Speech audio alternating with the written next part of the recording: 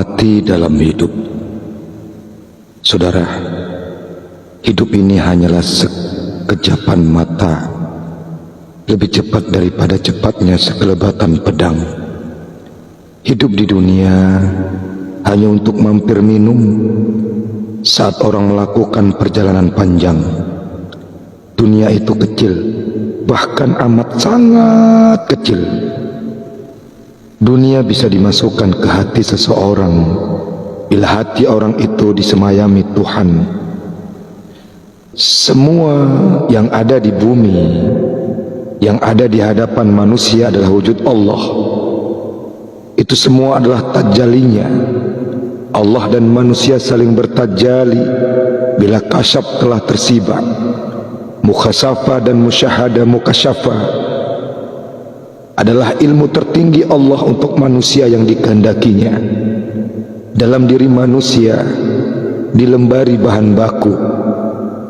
Dunia adalah kerenda kematian, sebagai kendaraan manusia yang mati tapi untuk hidup lebih panjang di pangkuan Tuhan. Saudaraku, hidup hanya sekedipan mata. Dunia ini sempit dan bisa dimasukkan ke hati kita. Semua yang kita punya adalah amanah Allah. Jabatan, harta, anak, istri, suami dan lain-lain hanyalah fata morgana.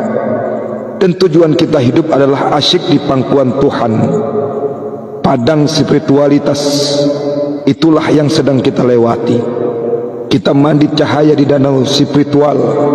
Cahaya ilahi kita balurkan ke seluruh tubuh ruhani kita.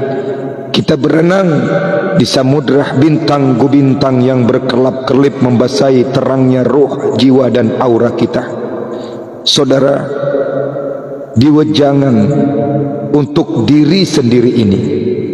Kami hanya berpesan dan berwasiat kepada diri sendiri bahwa kehidupan di dunia ini kita sesungguhnya tidak ada. Yang ada dalam hidup kita ini adalah hanyalah asma azam Allah semata. Harta, pangkat, jabatan, gelar, anak, istri, suami, rumah mewah, kebun, mobil mahal dan apapun yang kita punya, hakikatnya hanyalah pantulan sepersekian triliun cahaya Allah.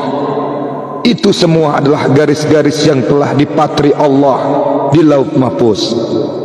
Kita punya rencana, Allah punya kuasa, tapi Allah sangat bangga pada manusia yang keras berikhtiar untuk merubah nasibnya. Karena Allah menyukai manusia yang berhasil, berjaya menguasai dunia. Dunia tempat kita harus mati dalam hidup. Hidup kita adalah menuju kesempurnaan. Tidaklah seseorang menjadi sempurna bila tidak mengenal dirinya dan tidak mengetahui asal muasal kejadian awal penciptaan alam dan dirinya oleh Allah Subhanahu wa taala. Apa sesungguhnya yang Allah Subhanahu wa taala ciptakan paling awal? Simaklah perkataan Abdullah bin Abbas. Ya Rasulullah, apa yang paling awal Allah Subhanahu wa taala ciptakan? Rasulullah sallallahu alaihi wasallam menjawab, sesungguhnya sebelum Allah Subhanahu wa taala menciptakan segala sesuatu, Dia ciptakan nur nabimu. Roh Nabi Nur Muhammad adalah yang paling awal diciptakan, sebagaimana kata Syekh Abdul Wahab Sya'rani bahwa Tuhan menjadikan Nabi Muhammad sallallahu alaihi wasallam dari zatnya dan menjadikan ruh alam semesta dari Nur Muhammad. Maka nyatalah bahwa Allah Subhanahu wa taala menciptakan ruh alam semesta adalah dari Nur Muhammad. Dan Allah menjadikan batang tubuh adalah dari Adam, sebagaimana sabda Rasulullah sallallahu alaihi wasallam, aku adalah bapa dari segala ruh dan Nabi Adam adalah bapa dari seluruh batang tubuh. Dan bahwasannya juga Nabi Adam diciptakan dari tanah, seperti firman Allah, aku jadikan manusia atau Nabi Adam dari tanah dan tanah itu dijadikan dari Nur Muhammad. Setelah kita meyakini bahwa kita tercipta dari Nur Muhammad dan batang tubuh kita dari Adam, maka masukkanlah Nur Muhammad dan Adam itu ke roh kita. Maka insya Allah kita akan melihat ma'rifat zat wajibal wujud kita yang suci dengan sendirinya. Tubuh kita yang terdiri dari Nur Muhammad dan Adam, dan kita dalam wujud kasar tentu tak dapat melihat Allah karena kefanaannya. Tak ada jalan lain kita dapat melihat Allah, tentu harus dengan Nur Muhammad. Dengan kita selalu mewujudkan Nur Muhammad dalam diri kita, maka Allah akan selalu dalam diri kita.